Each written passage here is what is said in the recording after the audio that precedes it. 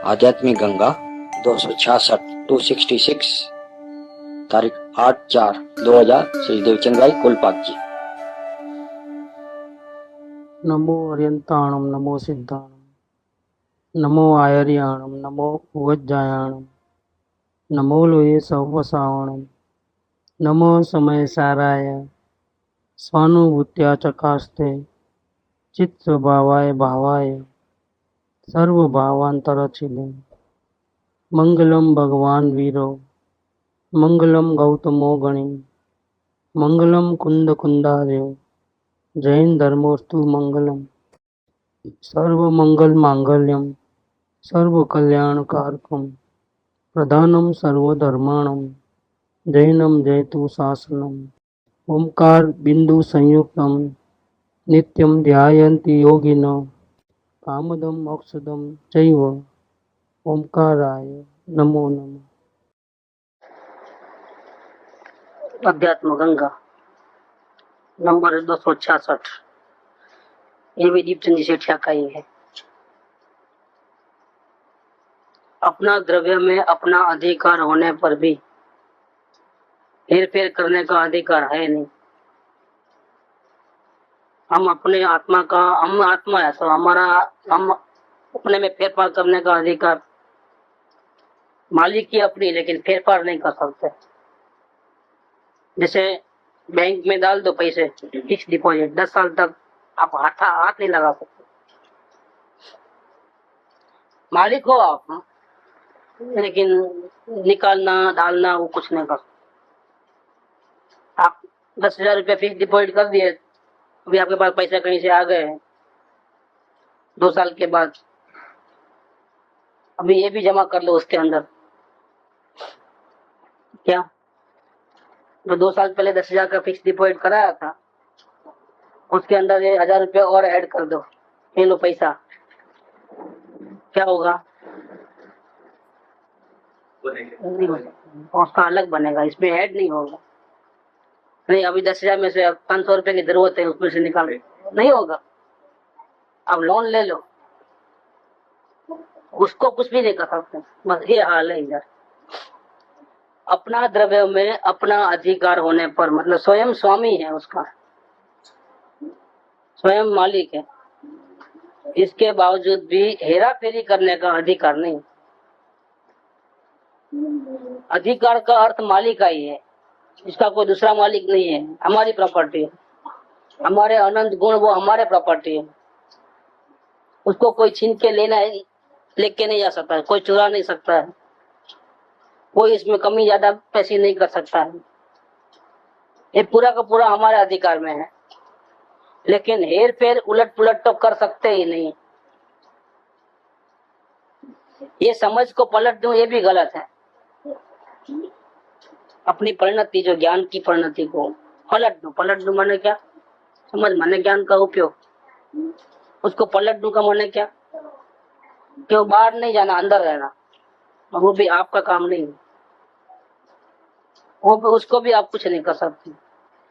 मेरा हित हो रहा है, अब मैं मेरा हित कर दूं, ऐसा उलट पुलट भी नहीं कर सकते, भावना कर सकते हैं। हम पलटी नहीं लगा सकते। सिर्फ समझने का अधिकार है और कोई अधिकार नहीं। ये बात कही है इधर। साधना कैसे करना? हमारे आंखों के सामने हमारे चाय जैसे भाव हो जा रहे हैं और हम कुछ नहीं कर सकते, चुपचाप देखते रहे। नरक निगोद में जाने वाले भाव होते हैं हमारे को, हम देखते रहे, बस देखते रहे कि नहीं, आपका देखने का ही अधिकार है, देखते रहना ही आपका काम है। और पलटी मारने का, हेरा फेरी करने का आपका काम नहीं। ये बात इधर लिया है। अब यहाँ प्रश्न किया कि जैसे परद्रव्य के परिणाम को मात्र समझने का ही अधिकार है, कोई दूसरा व्यक्ति गुणवान हो चाहे दुर्गुण हो, वो अच्छा करे चाहे बुरा करे, हम क्या कर सकते हैं उसमें? सिर्फ समझे, देखें, बस इतना ही।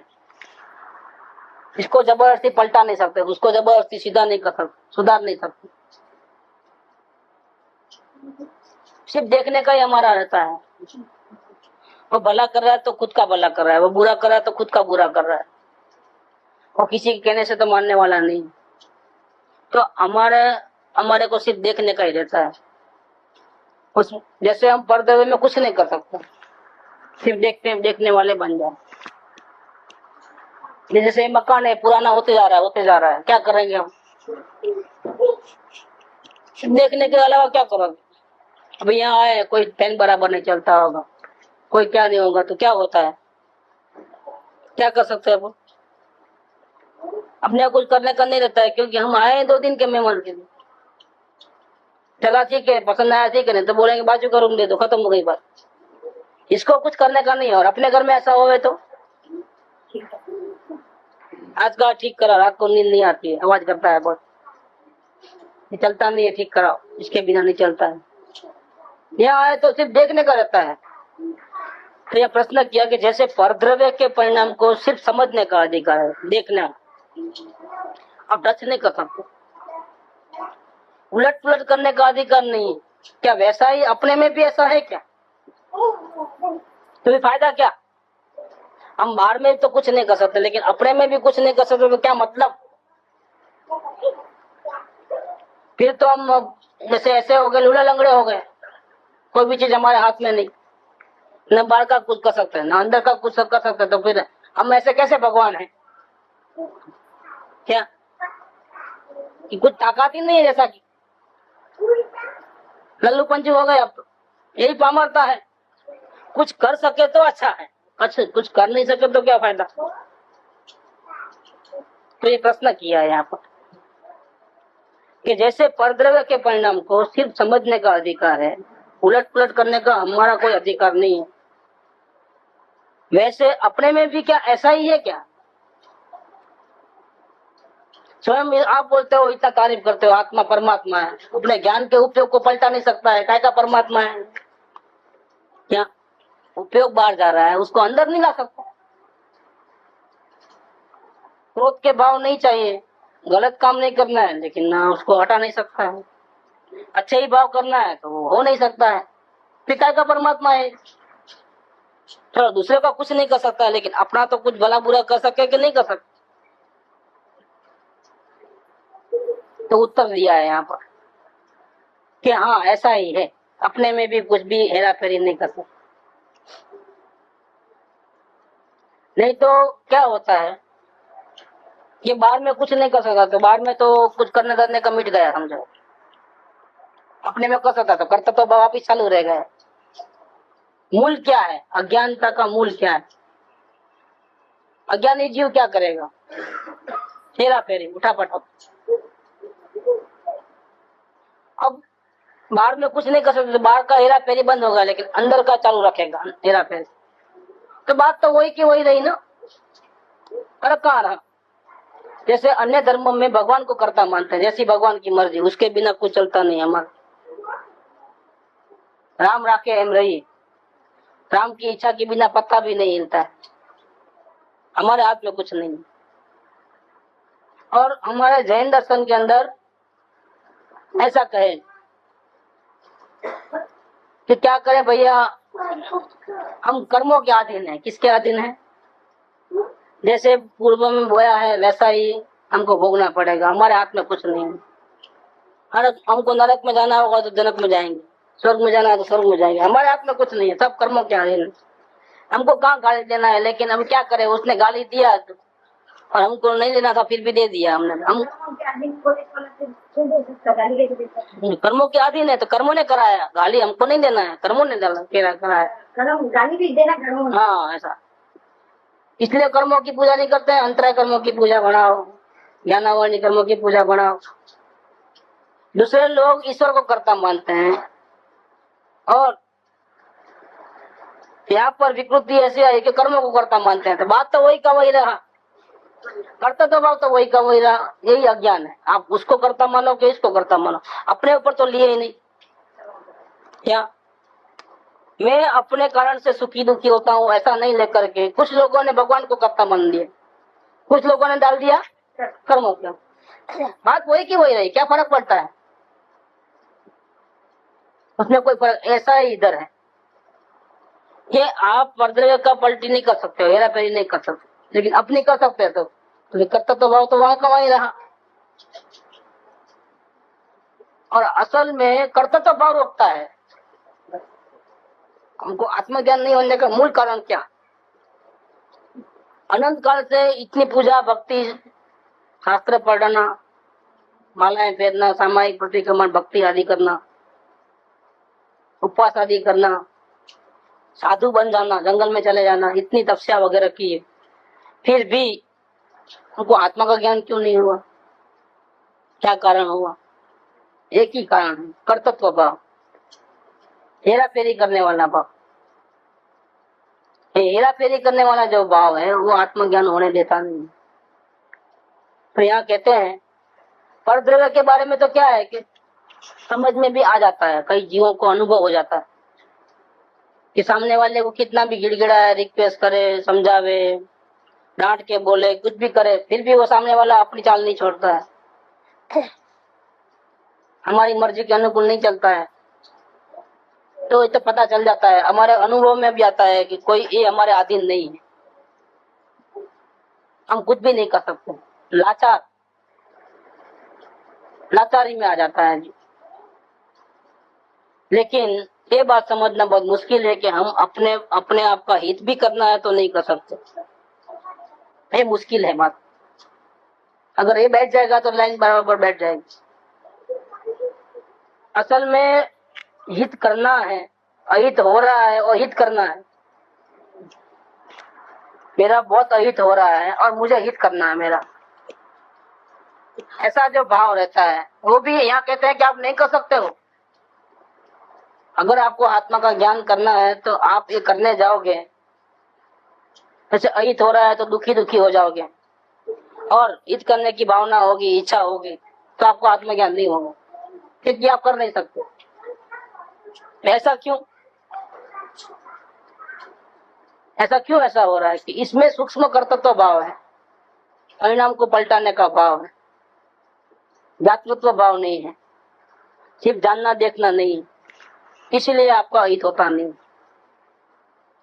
हकीकत में देखा जाए तो अहित होता नहीं, अहित हुआ नहीं।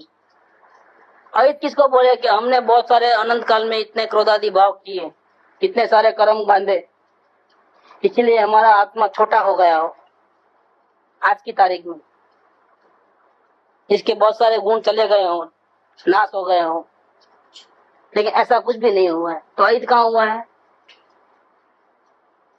और जिसका अहित हुआ नहीं है, आज तक नहीं हुआ है, स्वभाव में अहित हुआ ही नहीं है, स्वभाव इंटैक्ट है, एज इट इज, जिसमें थोड़ी भी कमी नहीं आई है गुणों के अंदर, तो इसका हित क्या करना है? हित किसका करना है? जैसा रिपेयरिंग करना है या कलर करना है, क्योंकि भाई ये कलर खराब हो गया है, कलर ही खराब नहीं हुआ है तो क्या का कलर करोगे आप? कुछ टूटा फूटा नहीं है तो रिपेयरिंग क्या करो? ऐसे आत्मा का आज तक अहित हुआ ही नहीं है, आत्मा जैसा का वैसा अभी है। नहीं कहते हैं कोटि वर्ष नो स्वप्न पण समय एम विभाव अनादिनो ज्ञान तथा दूरता है। अनंत काल से भले ही उल्टा काम किया है, लेकिन आज वो कीचड़ खाने में से बाहर निकलना है, अंधेरे में प्रकाश करना है तो कितनी देर लगेगी? कि ज्ञान था है तो सारी की सारी भूल मिट जाएगी, एक सेकंड की बात। वैसा यहाँ होता है कि अहित हुआ, ऐसा करते करते करते अहित होते राग द्वेष करते करते अनंत काल बीत गया, अनंत भाव बीत गया, वहां से वहां भटका। इसीलिए अभी हमको सुधरने के लिए, अपना हित करने के लिए, आत्मज्ञान करने के लिए हमको इतने साल मेहनत करने पड़ेगी, बहुत पुरुषार्थ करना पड़ेगा। वो बात ही नहीं है। क्यों बात नहीं है? क्यों देर नहीं लगती है? कि अनंत काल गलती करने के बावजूद भी हमारे आत्मा का जो स्वभाव है, जानने देखने वाला सा अनंत गुण है, अनंत संपत्ति है, उसमें एक भी गुण का नाश नहीं हुआ है। नाश तो गैर जाने दो, जो अपनी सामर्थ्य है, ताकत है, शक्ति है, उसमें थोड़ी सी कमी भी नहीं आई, इंटैक्ट वैसा का वैसा रहा। निगोद में भी वो परमात्मा था और आज भी वो परमात्मा है, और भगवान बनेगा तब भी वो ऐसा ही होगा, उसमें कोई फर्क आने का नहीं। तो अहित हुआ ही नहीं है, और जिसका अहित नहीं हुआ है उसका हित करने का बात कहां से रही? ये पागलपन है। अहित हुआ है ऐसा मानना पागलपन है, और मुझे हित करना है ऐसा मानना वो भी पागलपन है। इसीलिए आप अपने दूसरे को परिणाम को तो नहीं पलट सकते हो, लेकिन अपने स्वयं का हित करना है तो भी नहीं कर सकते, क्योंकि अहित हुआ ही नहीं। मेरा अहित हो रहा है ऐसा मानना गलती है, और अब मैं मेरा हित कर दूं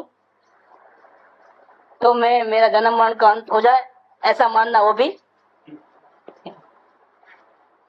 वो बेचारा रोते रोते आया कि मेरे को जन्म मरण से छुड़ा दो, मैं इतना दुखी हूँ, क्या करूँ, कुछ समझ में नहीं आता है, बहुत परेशान रहता हूँ।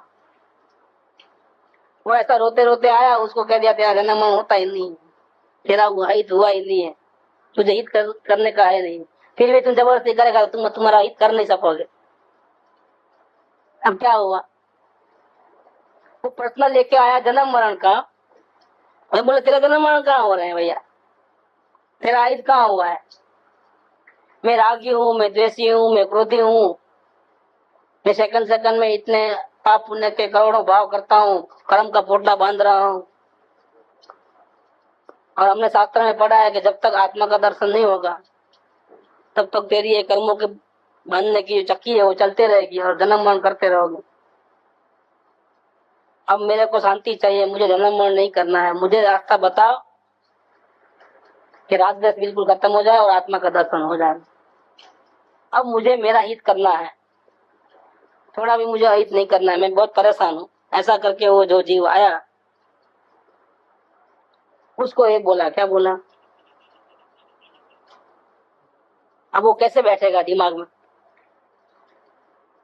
मेरा हित करना है, मेरा हित करना है, मेरा हित करना है, क्योंकि मेरा हित हो रहा है, हो रहा है, हो रहा है।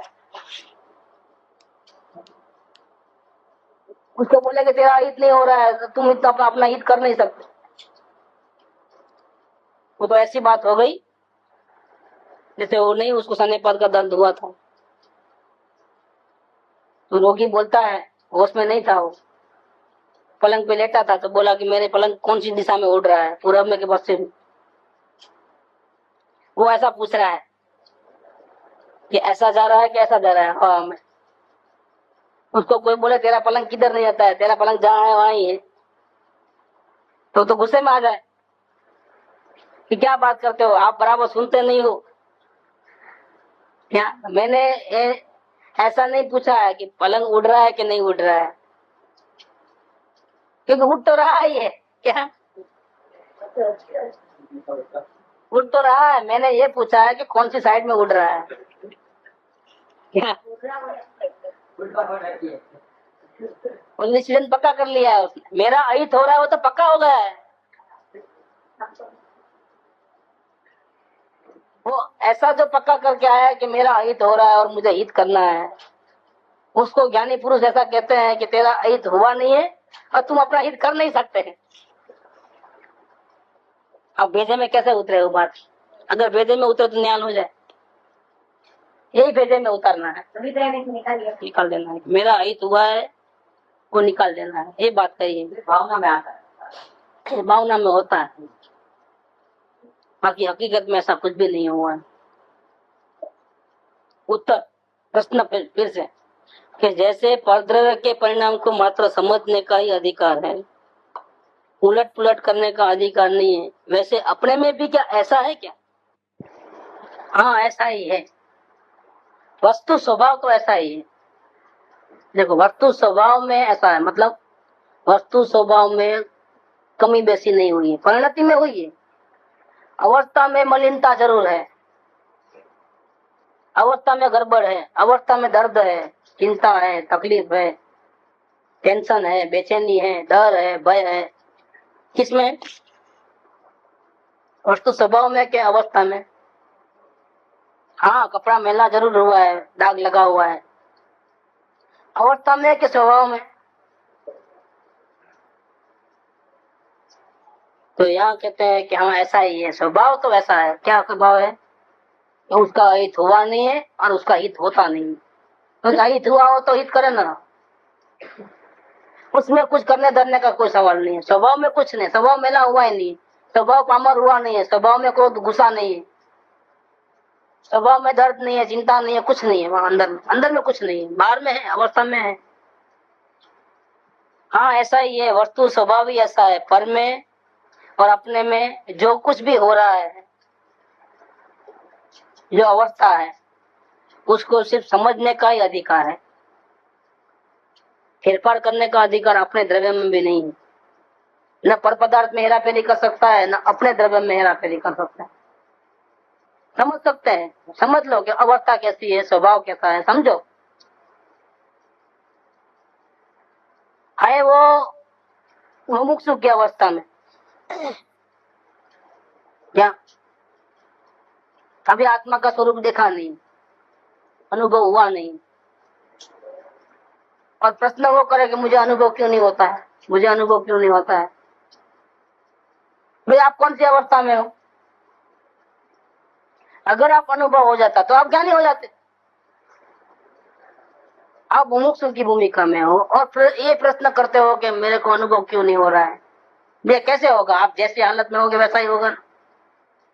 अगर मुमुक्षु को अनुभव हो जाएगा आत्मा का तो फिर मुमुक्षु कहाँ रहा, वो तो ज्ञानी होगा। आप ज्ञानी हो और आप चाहते हो कि मैं मुनिया जैसा स्थिरता में क्यों नहीं हूँ, मेरे को अभी भी राग खाने पीने का क्यों आता है? कि भैया तुम मुनिराज थोड़े हो गए हो, तुम्हारी भूमिका कौन सी है? जैसी भूमिका में तुम है वैसा होने वाला है। तो इसमें हेरा फेरी करने का क्या सवाल है? उसको समझने का अधिकार है, लेकिन हेरा फेरी करने का अधिकार नहीं है। तुम मुनिराज बनोगे तब ऐसा होगा कि मेरा उपयोग बाहर जाना ही नहीं चाहिए। तो क्या तुम परमात्मा हो गए हो? तेरी भूमिका क्या है? हाँ, भावना में रहो कि मुझे संपूर्ण निर्दोष होना है, मुझे अंश मात्र भी बाहर नहीं देखना है, अपने भगवान को छोड़ना नहीं है। ये भावना करो। अब भावना रहती है, भावना मुमुक्षु को रहती है, ज्ञानी को रहती है, श्रावक को रहती है, मुनिराज को रहती है। जब तक परमात्मा नहीं बनेगा तब तक वो भावना रहेगी। जब केवल ज्ञान हो जाएगा तब वो भावना का कार्य पूरा हो जाएगा। इसलिए बात क्या की कृपा ने आत्म भावना भावता जीव लय। मुमुक्षु अवस्था होगी तो भी आत्म भावना भाएगा, मुझे संपूर्ण शांति चाहिए। ज्ञानी होगा तो थोड़ी शांति मिली है, लेकिन अभी पूरी शांति नहीं मिली है, तो उसकी कंटिन्यू है कौन सी? आत्म भावना।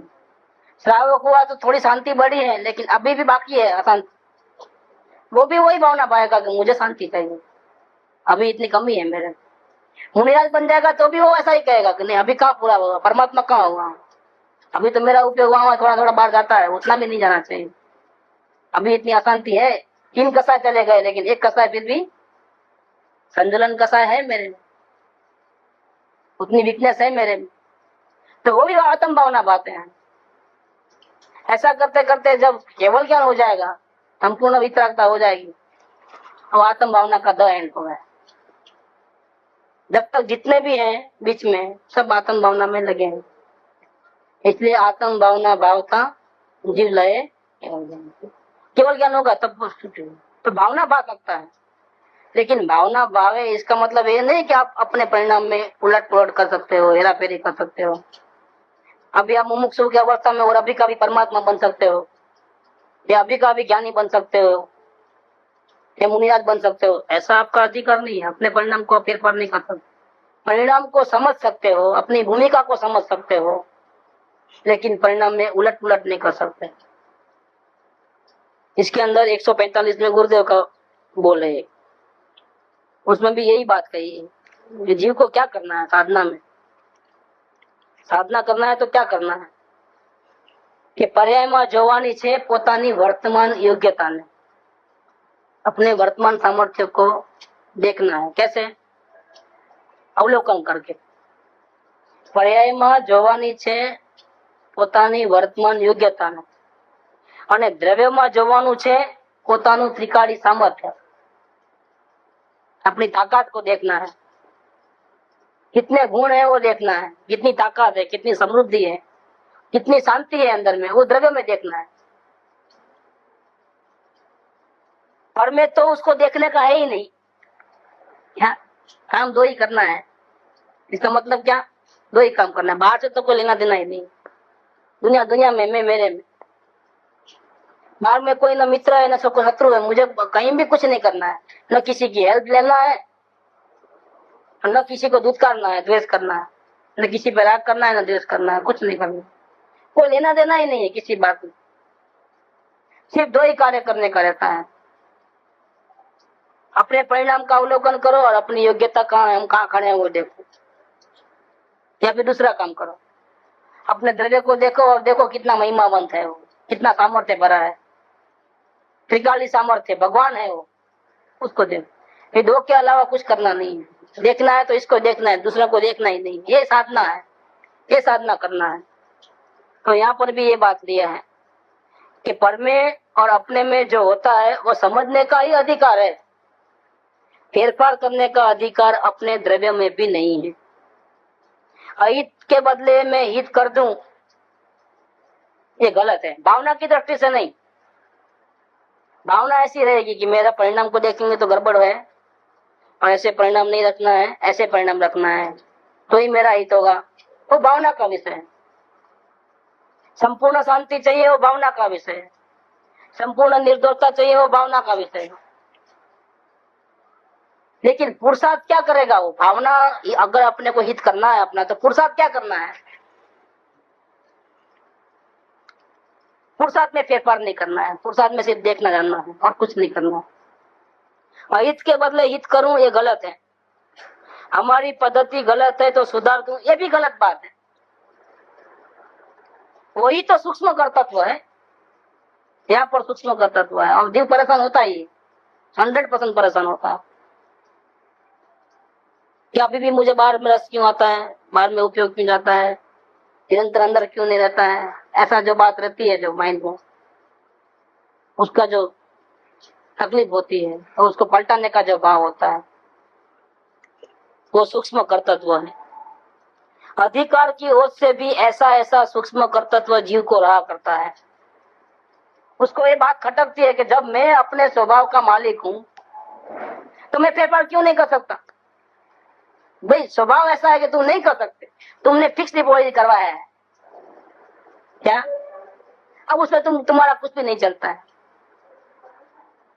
तुम निकाल तो नहीं सकते हो, डाल नहीं सकते हो क्या, चलो भाई मत दो, हमारे को नहीं चाहिए लॉन बॉल, कुछ भी निकालना नहीं है, डालना है वो तो डालो, वो भी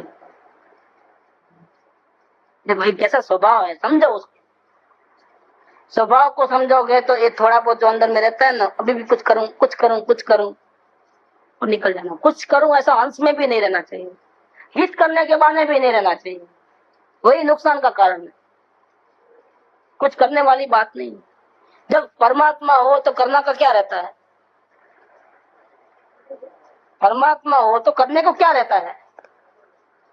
फिर भी अगर परमात्मा हो, ऐसा 1000 बार सुनने के बाद, लाख बार सुनने के बाद, इतनी महिमा अपनी तुमको तो नहीं आती है लेकिन दूसरा करते हैं और तुमको समझ में भी नहीं आता है, स्वयं ने नहीं देखा है अपने परमात्मा को, स्वयं को तो स्वयं की शुद्ध नहीं है, अगर होती तो काय को ये विकमता भटकता क्यों। ये बहुत दयाजनक हालत है कि परमात्मा को ऐसा कहना पड़ता है कि तुम स्वीकार कर कि तू परमात्मा हो, क्या ये बहुत मुसीबत वाली बात है। अगर वो स्वीकार नहीं करेगा तो क्या परमात्मा नहीं है, फिर कोई 1000 भगवान बोले, कितनी वक्त भी बोले भाई तुम परमात्मा, और वो स्वीकार नहीं करे, चलो लो तो क्या होगा, तो परमात्मा नहीं है क्या, तो स्वीकार नहीं करे तो ही परमात्मा ही है।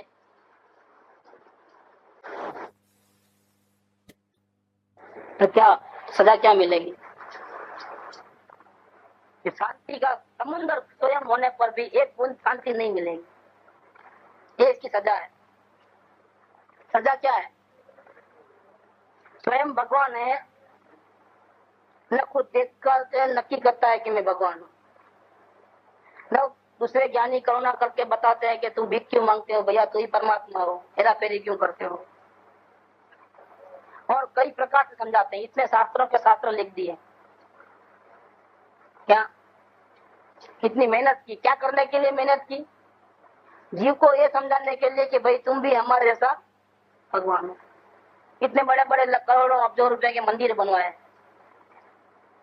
उसमें जिनराज की मूर्ति रही। वो किसकी मूर्ति है? वो भी एक आत्मा की मूर्ति है, आत्मा की संपूर्ण अवस्था की मूर्ति है वो, अरिहंत परमात्मा की मूर्ति है वो। ये बताने के लिए कि वो भी, तुम पहले अज्ञानी थे और ऐसी पोजीशन में आए, तुम भी आ सकते हो, तुम भी उनके जैसे हो। जीव परमात्मा है वो बताने के लिए, परमात्मा हो सकता है वो प्रूव करने के लिए ज्ञानियों ने इतना कुछ किया। फिर भी अगर ये जीव नहीं मानता है, किस बात को नहीं मानता है कि मैं परमात्मा हूं, तो सजा क्या मिलेगी? सजा ये मिलेगी कि इसका जन्म मरण चालू रहेगा। स्वयं शांति का भंडार है, अनंत गुणों का स्वामी है, लेकिन इसका फायदा उसको होने वाला नहीं है, अंश मात्र भी नहीं होने वाला, दुखी का दुखी होने वाला है। जिसे जल में मीन प्यासी हो नहीं सकती है, ऐसा स्वयं शांति का समुद्र है, कैसे अशांति में रह सकता है? फिर भी स्वीकार नहीं करने की ये सजा है कि स्वयं शांति का समुद्र है और वो दुखी का दुखी रहता है, ये इसकी सजा है। और इसका नाम दर्शन मोह है। अपने भगवान को, स्वयं भगवान होते हुए भी अपने को भगवान नहीं मानना, ऐसा नहीं देखना, उसका नाम ही दर्शन मोह है। और यही सबसे बड़ा संसार का मूल कारण है। ये उसी बात को कृपालदेव ने बहुत सरल भाषा में कहा, शुद्ध बुद्ध चैतन्य घन स्वयं ज्योति सुख धाम, बीजू कहिए केटलू और विचार तो पाऊं। इससे ज्यादा मैं क्या करूं, तू ही परमात्मा हो। जब तक तेरे दिमाग में ये बात नहीं बैठेगी तब तक तुम भटकेगी। आत्मसिद्धि की शुरुआत भी वहां से की, जे स्वरूप समझा बिना हमें दुख नहीं। चने तूने इतना उपास नहीं किए, शास्त्र नहीं पढ़े, उठा पटक नहीं की, हेरा फेरी नहीं की, इतने झूठ बोले, इतने क्रोध किया, इसलिए तुम दुखी, ऐसा नहीं कहा। तूने राग द्वेष बहुत किए इसलिए तुम दुखी हुआ, ऐसा नहीं कहा। क्या बोले? तू अपने स्वरूप को नहीं समझा इसलिए तुम दुखी हुए। ये द्रव्य दृष्टि के वचन है पूरे कृपावल्य के। लेकिन वर्तमान योग्यता की, पात्रता की बातें इतनी की है कि द्रव्य दृष्टि के वचन समझ में नहीं आते हैं। वो तो अपन बताया कि देखो यहाँ है ना, ये हाँ ये तो पढ़ा है हमने, फिर ध्यान क्यों नहीं गया? कहाँ से जावे क्या? और जहाँ द्रव्य दृष्टि की बातें चली, हाँ पात्रता खो गई, दोनों जगह नुकसान हुआ है। क्या गुरुदेव के पास द्रव्य दृष्टि की बातें बहुत चली, तू परमात्मा है, तू परमात्मा, तो ऐसा भूसा भर गया कि अब मेरा ऐसा कोई नहीं है, बस अब परिणाम चाहे जैसे हो, परिणाम मेरे थोड़े हैं, खाओ पियो मजा करो। उसने निश्चय को पकड़ लिया, उसने व्यवहार को पकड़ लिया, और भक्ति में फंस गया, ये द्रव्य दृष्टि में फंस गया, दोनों डूब गए, बैलेंस में नहीं रह पाए। साधना बैलेंस की, इसलिए नहीं कहा गुरुदेव ने अभी कि पर्याय में अपनी योग्यता को देखना है वर्तमान, और द्रव्य में क्या देखना है? त्रिकाली सामर्थ्य देखना है। पर्याय में भूतकाल भविष्य काल नहीं देखना है।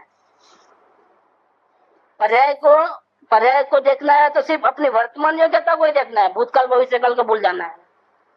भविष्य तो आया नहीं है और भूतकाल में कुछ भी हुआ है तो चौकड़ी लगा, मैंने बहुत पाप किया भाई, हमको तुमको मतलब नहीं है, तुम अभी क्या करता है बात कर, नहीं मैंने बहुत गलती की, मेरा क्या होगा, वो भूल जा। सिर्फ वर्तमान को देख, अभी क्या करना है, सिर्फ वर्तमान योग्यता को देखना। और द्रव्य में तीनों काल के सामर्थ्य को देखना है, त्रिकाली सामर्थ्य को देखना है, पर में देखना ही नहीं। ये साधना कैसे करना है? तो बैलेंस रहा, द्रव्य को भी देखना है, पर्याय को भी देखना है। पर्याय को देखने से कोई द्रव्य छोटा नहीं हो जाता है या पर्याय दृष्टि वाला नहीं हो जाता है। पर्याय को देखते देखते ऐसा मान लेता है वो पर्याय बुद्धि है, जैसे क्रोध को देखा और अपने को क्रोधी माना तो गड़बड़ है, मनुष्य के खोखे को देखा और अपने को मनुष्य माना तो गलती है। खोखे को देखो और खुद झाड़ने वाला हूँ ऐसा ले तो कोई तकलीफ नहीं है। नहीं, पर्याय को देखने से बहुत प्रॉब्लम हो जाएगा, पर्याय बुद्धि हो जाएगी। देखना ही नहीं, ये कहाँ से आया?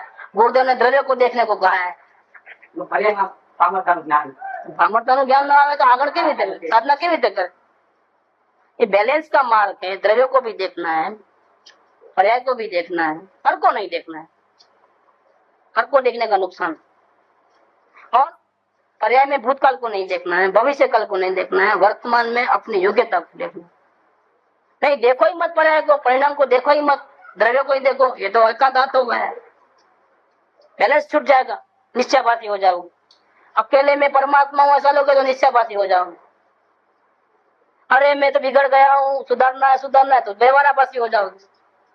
कुछ सुधारा बुधारा नहीं करना है, पलटी कुछ नहीं मारना है, हेरा फेरी कुछ नहीं करना है, चाहे जितना बिगड़ होता हुआ हो। परिणाम चाहे जितने गिरे हुए हो, आपको देखना है, पलटाना नहीं है।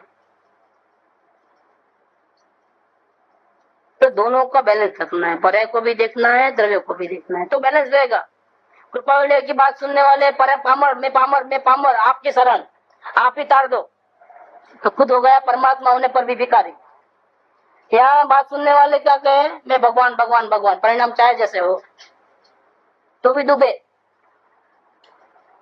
दोनों में से मार्ग निकाल, द्रव्य को भी और पर्याय को भी, दोनों को निकाल करके अपने को शांति मिले, हमारी वितरागता बढ़े, हमारे राग द्वेष कम होवे, इस प्रकार से साधना करते जाता हूँ।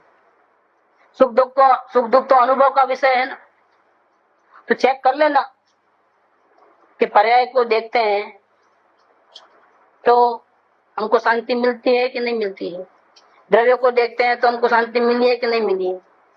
अगर हम साधना करते हैं और हमको शांति नहीं मिलती है, मोह राग द्वेष कम नहीं होता है, अशांति वैसे की वैसी होती है, तो हम साधना नहीं कर रहे। साधना करने वाले को तो अपने अनुभव से चेक कर लेना कि हमको शांति मिलती है तो हम सही चल रहे हैं, और अशांति होती है तो गलत चल रहे हैं। स्वयं का लेखा जोखा स्वयं कर सकता है। तो इधर ये बात चली है कि अधिकार की ओर से भी ऐसा वैसा अपना हित करने का भाव, अहित से बचने का भाव, ऐसा सूक्ष्म कर्तव्य जीव को रखा करता है। असल में अपने में जैसा भी हो रहा है उसको सिर्फ समझना है, और ऐसे समझने से, देखने से ही अपना उल्टा परिणाम मन सुलट जाता है, पलट जाता है। पलटाने की जरूरत नहीं है, अपने आप ख्याल में आ जाने पर सारी दृष्टि पलट जाती है। पर्याय की योग्यता समझ ली, द्रव्य का सामर्थ्य समझ लिया तो अशांति अपने आप मिट जाती है, शांति अपने आप आ जाती है, ऑटोमेटिक है वो। समझोगे तो शांति आएगी और नहीं समझोगे तो अशांति होगी। कि ख्याल में आ जाने पर सारी दृष्टि पलट जाती है, दृष्टि को पलटाना भी नहीं पड़ता है, मात्र समझने का ही रहता है। समझ ठीक हो जाने से सब ठीक हो जाता है, जैसा है वैसा ही है सब कुछ। ये ठीक ठाक नहीं लगता है किसको? हम दुखी हो रहे हैं, जैसा है वैसा है, हम दुखी हो रहे हैं। और किसको पलटना है? उसको पलटना है, किसको पलटना है? उसको पलटा सकते हो क्या सामने वाले? फिर किसको पलटना है? कि हम उसके कारण से हमारे कोई अपेक्षा रख करके दुखी सुखी हो रहे हैं, तो हमारी अपेक्षा को पलट सकते हैं। पलटाने का भाव छोड़ दे, फेरफार करने का भाव छोड़ दे, ये हो सकता है। सामने वाले को नहीं बदल सकते हैं। जैसी स्थिति है वैसी है, जिस हाल में है वैसे हाल में है। अब किसको बदलना है? किसको बदल सकते हैं? अगर जैसा है वैसा स्वीकार है तो दुख है ही नहीं। क्या जैसी हालत है वैसा ही अगर अपने उसको स्वीकार कर लेते हैं और हेरा फेरी करना नहीं, तो क्या हुआ? तो दुख है ही नहीं, तो सुखी हो गया। और अगर वो मंजूर नहीं है परिस्थिति और हेरा फेरी करने का भाव है, ऐसा नहीं, ऐसा होवे तो अच्छा, ऐसा होवे तो और भी अच्छा, तो ये जीव क्या है? उस अवस्था में दुखी है। हम्म हम्म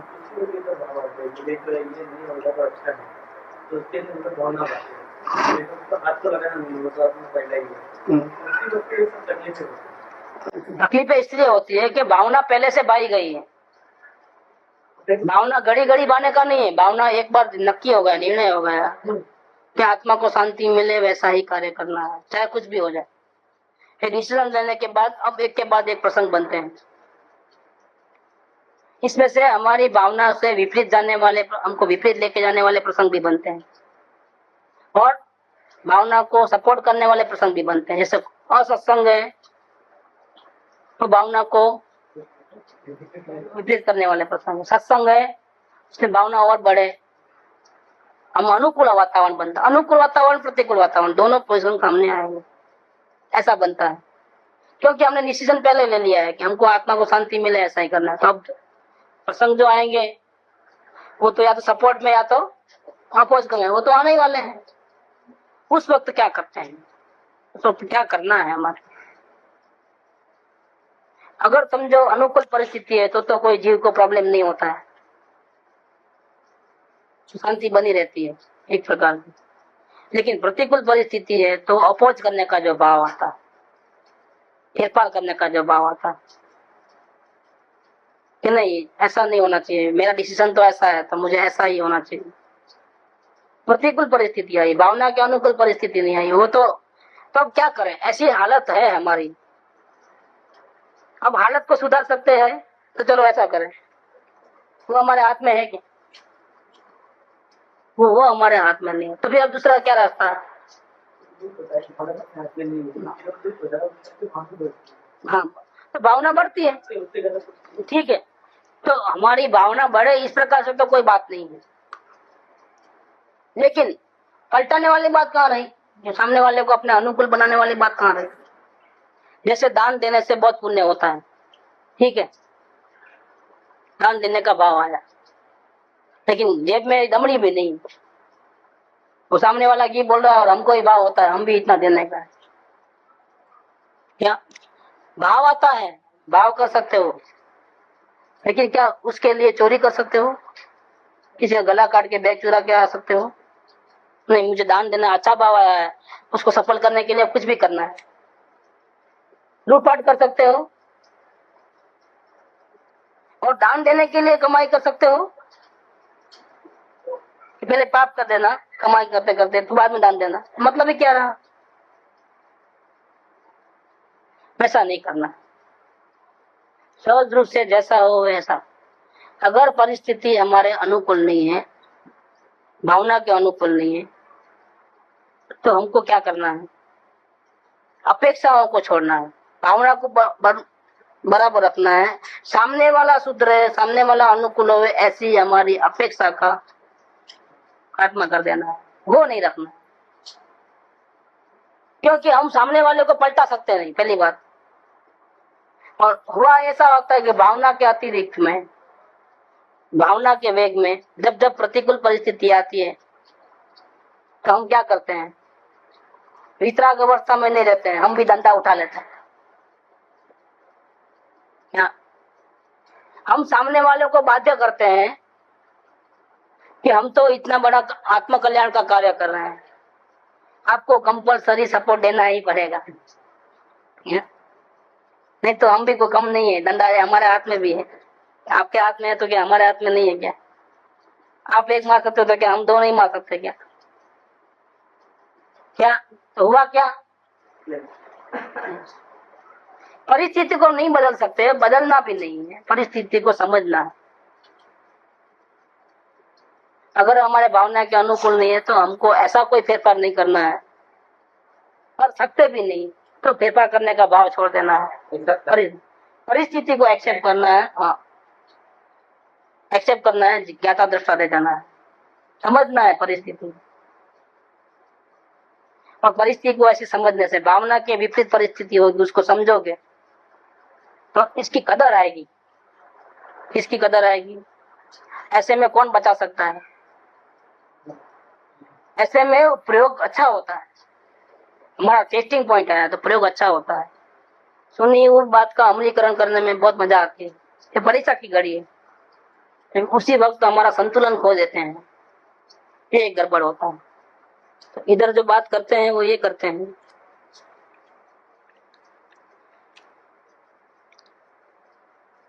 कि मात्र समझने का ही रहता है, समझ ठीक हो जाने से सब ठीक हो जाता है। सामने वाला अपोज करता है, ऐसी परिस्थिति आती है। अगर वो चेतन द्रव्य है, जानबूझ करके अपोज करता है और हम एक्सेप्ट कर लेते हैं, तो क्या होता है? उसने गाली दी, हमने एक्सेप्ट कर ली। एक्सेप्ट करने का मतलब क्या हुआ? सामने गाली नहीं दी,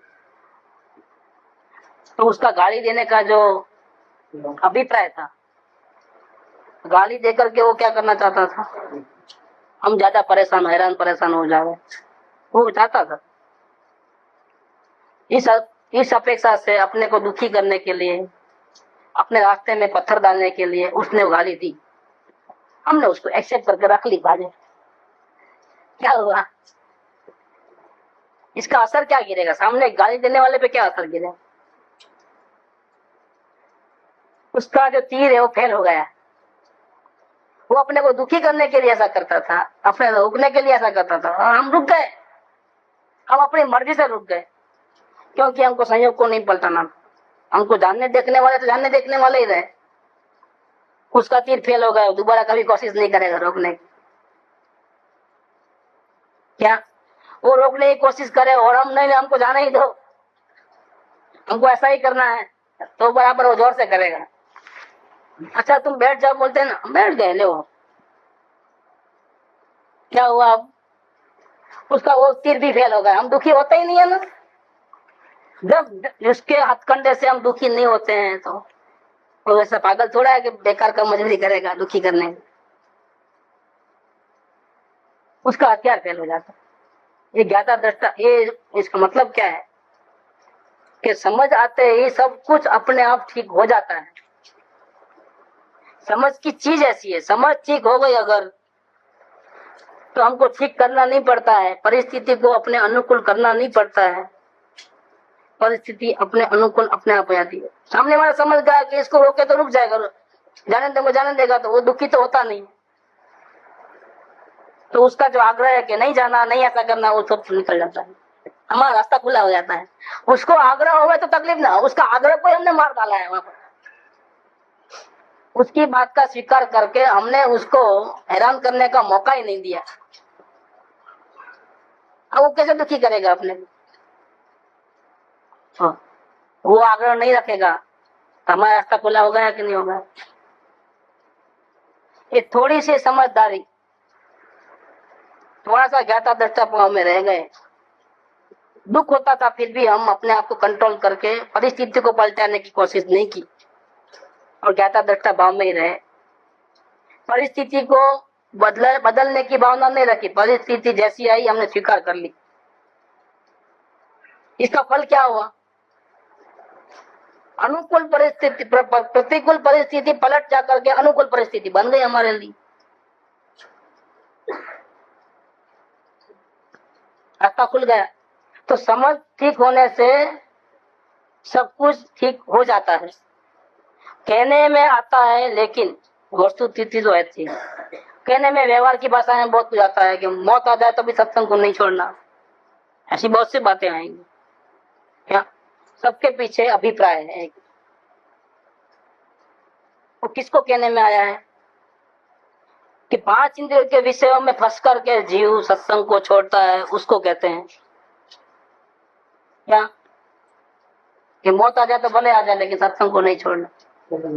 सुना उसका बेसमेंट तो पहले ही बनाया, असंग होने के लिए सत्संग करना है।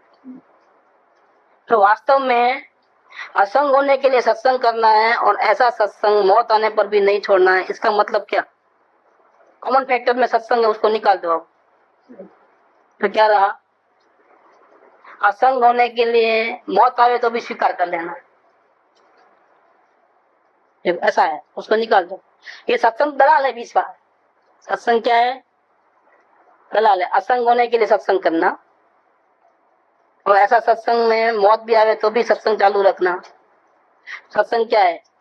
दलाली है। असल में हेतु देखो, बेसिक हेतु, असंग होने के लिए मौत की भी परवाह मत करना, ये इसका सेंटेंस है। वो समझ नहीं पाते हैं, ये बहुत बड़ा प्रॉब्लम है। तो यहाँ पर ये बात लिया है कि कहने में बहुत सी बातें आएंगी, व्यवहार से तो बहुत सी बातें आती है, लेकिन वस्तु स्थिति कैसी है? कहने में यह आएगा कि भैया तुम जन्म मरण क्यों करते हो, क्यों तेरा अहित कर लेते हो, अपने परिणाम का ख्याल रखो, परिणाम ऐसा उल्टे जा रहे हैं तो सुधारो, जागृति में रहो, ऐसा करो, बहुत सी बातें आएंगी। सत्संग में आओ, बातें बहुत सी आएगी, लेकिन वस्तु स्थिति कैसी है? वस्तु स्थिति ऐसी है कि अपने स्वयं के परिणाम को भी स्वयं पलट कर सकता, अपने अनुभव से देख लो। 6 महीने में आत्मज्ञान करना था, प्रतिज्ञा ले ली थी, हुआ? पॉसिबल हुआ? नहीं। भावना थी, सफल हुई? क्यों नहीं हुई? यही कारण है। वस्तु अपने अनुभव से नक्की करो, वस्तु स्थिति क्या है। दूसरों को तो पलटा सकते नहीं, मन चाहिए, अपनी स्थिति को भी हम ला नहीं सकते। तब करने का क्या रहा? कब करने का, न बाहर में न अंदर में, कुछ करने का ही नहीं रहा है। अब खाली हो गए ना, बिल्कुल माइंड खाली हो गया कि नहीं हुआ? न बाहर में कुछ कर सकते हैं, वो करना है, न अंदर में कुछ अपना अहित को निकाल सकते हैं, हित करने का कर सकते हैं, अंदर की बात भी नहीं रही। अब क्या करें? अब करें तो क्या करें? करने को कोई बचा ही नहीं है, तो क्या हुआ? इसका नाम ही मुक्ति है। एक दृष्टांत सुन लीजिए। कि गांव में रूह काटने वाला था, वो कदी भरते थे ना, पिंजारा बोलते हैं, रूह का काम करने वाला। पहले दिया था दृष्टांत, नहीं एक बार नहीं दिया? पिंजारा पिंजारा रूह। तो गांव में तो कितना होता है, रूह काटने का कितना होता है। एक दिन वो बूढ़ा हो गया था, काटते काटते पूरी जिंदगी इसमें गंवा दी। इसके सामने एक सेठ का लड़का, बचपन से उसके सामने बड़ा हुआ, फिर शहर में गया, इतना सारा पैसा कमाया, बहुत बड़ी इम्पाला कार लेकर के गांव में आया घूमने के लिए। स्कूलों को दान, गरीबों को दान, सारे गांव को जिमाना। क्या वो आया तो गांव में सब अपने चाचा मामा ही बोलते हैं ना बड़े को, तो लड़के सेठ होते हुए भी उसको आदर भाव से बुलाता है। किसको? हम छोटे थे तब आपने हमारे लिए गद्दी बना के दी थी, और हमने ऐसा करके उसको चढ़ाता है सर पे, छपरे पे, और बोल दिया क्या है अब ये छोड़ो छोड़ो, अब आओ, अब हमारा कारखाना देखो कितना बड़ा है, कितना बड़ा ऑटोमेटिक मशीन से रुई कटता है। हमारे मिल में क्या होता है, मशीन से रुई कटता है, देखो कितना बड़ा है, क्या हमारा देखने को तो आओ। तो वो भी जाते वक्त तैयार हो गया, आपने बोला था तो एक बार आपके साथ चलना है, आप लेके जाने वाला वादा किए थे ना।